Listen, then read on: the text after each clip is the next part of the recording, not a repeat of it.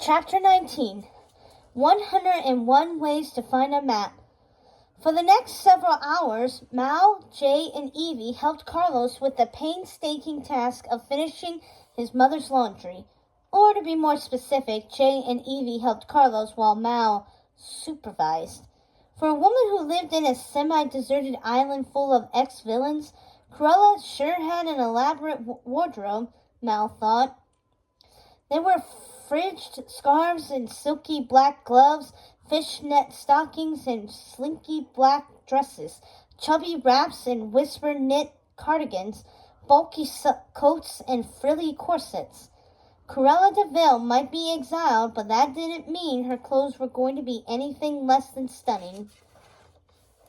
Mal looked around at Evie, who was humming as she folded black and white towels. The blue-haired princess had been relatively easy to sway, which boded well for when they actually found the scepter. Mal would make sure Evie would be the first one to touch it, absorbing the curse and falling asleep for 1,000 years. It was the evil scheme to end all evil schemes, and Mal was looking forward to sweet revenge, as well as picking up straight E's for the semester. Meanwhile, Jay was up to his elbows in suds washing a number of black and white sweatshirts. "Isn't this a lot of work?" she asked, feeling exhausted just from watching everyone. Carlos nodded, his mouth full of safety pins. "And you do it all?" she asked Carlos. Her mother might ignore her and resent her and scold her, but at least she wasn't Maleficent's virtual slave. Carlos nodded again. He pulled the safety pins out of his mouth and explained that he was pinning a bustier on a hanger just the way Cruella's old favorite dry cleaner in London had. "Yes, but you get used to it, I guess. Don't worry, we're almost all done." "Thank goblins," said Mal, putting her feet up on a nearby ottoman. But just as they were putting the finishing touches on the last batch of black and white clothing and linens, they heard the roar of a car engine. It screeched to a stop in front of Hell Hall. Carlos began to shake. "It's her. Mother. She's back. She wasn't supposed to be back till tomorrow. The spa must have dried up." Mal wasn't sure why Carlos was so jumpy. No one was as scary as her mother, after all. What on earth could he be so freaked out about? A car door slammed, and a heavy accent raspy from too much smoke and yelling rang through the air. "Carlos! Carlos! My baby!" Cruella cried, her throaty voice ringing through the house. Mal looked at Carlos. "My baby? That didn't sound too bad now, did it?" "My baby needs a bath." "She knows you're dirty from out there?" Evie asked, confused. Carlos turned red again. "She doesn't mean me," he whispered hoarsely. "She means her car. She's telling me to give it a wash." Evie turned away from the window with a horrified look on her face. "But it's so filthy. It'll take hours." The red car was splattered with dirt from driving around town, crusted black and disgusting. "No way are we cleaning that," muttered Jay. Who couldn't be looking forward to washing one more thing? The four of them crept out of the laundry area and into the main room. Cruella stopped short at the sight of three strange, scraggly teenagers in her house. She still wore her hair in a frizzy black and white do. Her long fur coat trailed on the floor behind her, and she was sucking on a slender black cigarette holder. Mal gave her a disapproving glance, and Cruella shrugged. "It's vapor. Just vapor, darling." Mal waved the vapor away. "Now, enough about my baby. How's my one true love?" Cruella drawled, puffing on her long vapor wand. The three teenagers turned to Carlos questioningly, but even he looked astounded to hear himself described in such affectionate terms. "Your one true love?" he almost stammered. "Why, yes, my one true love. My furs," Cruella laughed. "You've been taking good care of them, haven't you, darling?" "Of course," Carlos said, reddening again. Mal knew he was kicking himself, but what did it matter if his mother loved him or not? They'd been taught that love was for the weak, for the silly, for the good. Love was not for the likes of them. They were villains, the bad guys. The only thing they loved was a wicked plan. "Who are these clowns?" Cruella demanded, waving her arms toward the group. "They're my—" Carlos stammered. Mal knew he couldn't say friends, because they weren't friends. Not really. She had bullied him into going with her on a quest.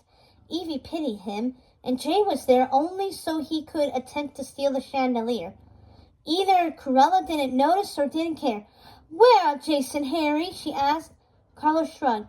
"Hi, Mrs. DeVille. I'm—" Evie said, offering her hand. "I know who you are," Cruella said dismissively. Mal thought it was interesting that everyone knew who Evie was, even though she'd been kept in a castle for a decade. "Hey," said Mal. "Oh, hello, Mal. Tell your mother I send my love, darling," Cruella said, gesturing with her vapor cigarette and then turning to glare at Jay. "And you, tell your father he ripped me off with that lamp he sold me. The thing doesn't work." "Yes, ma'am," Jay saluted. "Well, what are you all standing here for? Didn't you hear me? My baby's dirty, darlings. It's absolutely rich. I can't live another minute until you give my baby a bath. Now scram." Evie thought they would be stuck at Corella's forever, but at long last the car was clean, and the foursome arrived at Dragon Hall in search of a map that would hopefully show them where the Forbidden Fortress was hidden on the island. Carlos' compass would help, but if Jafar was right about the island being much bigger than they thought, they would need to be pointed in the right direction first. Evie still wasn't sure why she had agreed to go with the group. She knew Mal was being false, but part of her wasn't interested in the adventure. After being cooped up in a castle for 10 years, she was curious to see the rest of the island. The school was dead as a ghost town that Saturday afternoon. Only a goblin crew had arrived to clean the halls and mow the grass around the tombstones. The four villain kids walked in and descended into the gloom of the campus. The hallways were lined with overgrown ivy that seemed to be multiplying by the second, snaking around old portraits of evil villains nobody could name anymore. Evie could have sworn their eyes followed as she trotted past. They found Dr. Facilier at his desk, staring into an empty crystal ball. "Ah, if it isn't my least favorite student," he said when he saw Mal. "Relax, Dr. F. I'm not here to fill your top hat with crickets again." "What a relief," he said coldly. "How can I help you?" "We need to get into the Forbidden Library," Mal said, "the Athenaeum of Secrets."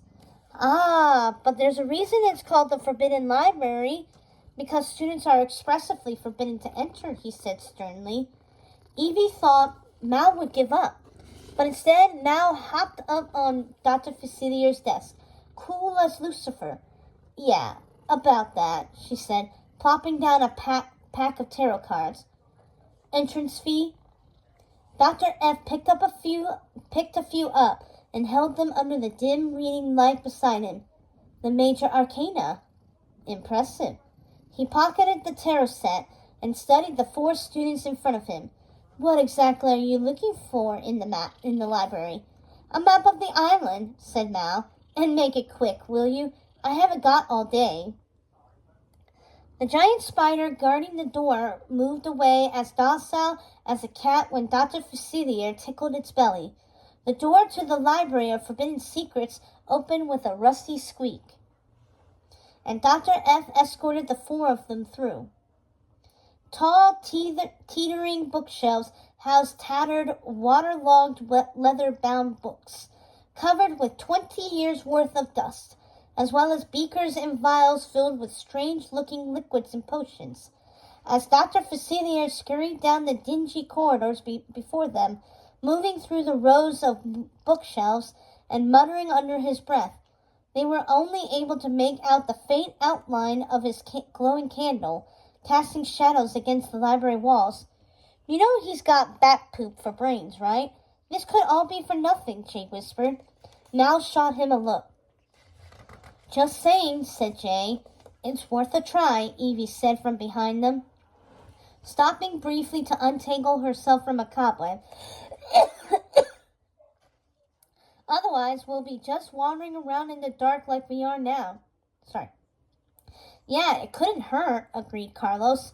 He was holding his machine protectively under his jacket. Aha! Here we are, Dr. Facilier announced, stopping in front of a row of cases. He pulled out a yellowing, rolled-up piece of parchment from one of the dusty shelves. He smoothed out the paper and placed it on a lopsided work table while the four of them gathered around. There's nothing there, Evie pointed out, her voice small. It was true. The map was blank. Well, it was written in invisible ink, of course, Dr. Facilier said, as if everyone knew this. How's a secret supposed to stay a secret otherwise? Without warning, and to the shock of everyone around, Mal grabbed him by the collar and pushed him up against one of the bookcases, which caused several of the vials to fall and shatter to the floor. Why, you little rat! Have you forgotten who my mother is and how she can have you and everyone on this filthy island? Mal, Evie said in a shocked tone. Stop it! She put a hand on Dr. Facilier's trembling arm. Let me handle this. Mal turned to her. Let you what? Handle this. Easier to catch flies with honey than vinegar, she said. Go on, let go. Gently, gently. Mal slowly let go of Dr. Facilier, whose knees would have given out if Evie hadn't caught him. Now, Dr. F., there has to be a way to make the ink invisible, doesn't there? Dr. Facilier mopped his sweaty brow with a raggedy silk handkerchief. Yes, there is. Good, said Evie. Now, tell us how. The headmaster pointed shakily to the vials that had shattered on the ground. The antidote was kept there, but now it's gone. Evie glanced at Mal, who looked stricken. Mal put her head in her hands and groaned. Mal, Carlos said softly, tapping her shoulder. Go away, Spotty, she snapped. Listen, I know how to make the elixir, to see the ink. They all turned to him, including Dr. Facilier. You could do magic? Mal asked. But how? No, it's not magic. It's just a little chemistry. You know, weird science, Carlos said. Come on, Evie, bring the map. They left Dr. Facilier back in his office, giving himself a tarot reading, and followed Carlos to the chem lab, where they watched him pull various bottles, beakers, and powders off the shelves. You sure this isn't magic? Asked Jay skeptically. I'm sure. It's science, like what humans have to do. Carlos mixed a few drops of liquid here and a dash of powder here, and then he frowned. Wait a minute. I can't find the binder. The what? Reza. He must have stolen it from the lab last week. He hates me. Ugh! Carlos' face crumbled. I'm sorry, Mal. I don't think I can do it, after all. Not without the thing that puts it all together and sparks the chemical reaction. Reza stole a vial from the lab? Jay asked. He must have, said Carlos. It's not here. This vial, perhaps? Jay grinned, holding up a small stoppered test tube filled with sparkly liquid that he had shown Mal earlier. Where'd you get that? From Reza's backpack. Takes one to know one, said Jay. Carlos poured a few droplets into his beaker and mixed it all together. A puff of smoke blew out. Voila, he said. Antidote to invisible ink. He poured the mixture over the map. And just like magic, the Isle of the Lost began to form before their eyes, including the hidden and forbidden zones.